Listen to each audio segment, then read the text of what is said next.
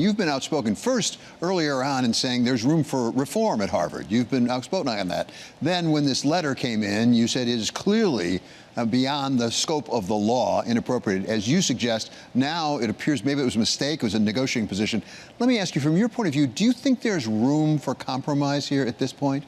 I think Harvard should carry through on a whole set of reform with respect to anti-Semitism, with respect to discipline of students, with respect to widening of perspective, with respect to ensuring compliance with the Supreme Court affirmative action admissions order.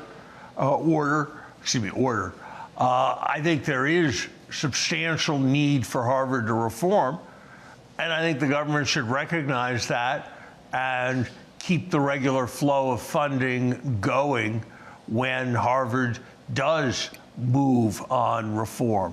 I think there's a risk on both sides. I want to make sure that Harvard does carry through with necessary reform, but gosh, we can't have the government ordering universities around in violation of all the processes that are prescribed by law.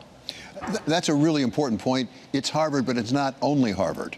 Now Harvard has actually sued various agents of the U.S. government on the grounds that you were suggesting actually recently, that it was beyond the scope of the Constitution. How important is it for that case actually to make it through to a judgment for the sake of not just Harvard, but other universities? I think it's important that a precedent be set, whether that precedent is set by a court or whether that precedent is set by the government backing off and moving to address its concerns, as previous administrations have, in a lawful way through communication, negotiation, prior notice, due process. The precedent can be set in multiple different ways, but this goes far beyond Harvard. This applies and is of relevance to universities across the country. And universities are one part of a broader point that the government is not allowed to selectively persecute its enemies.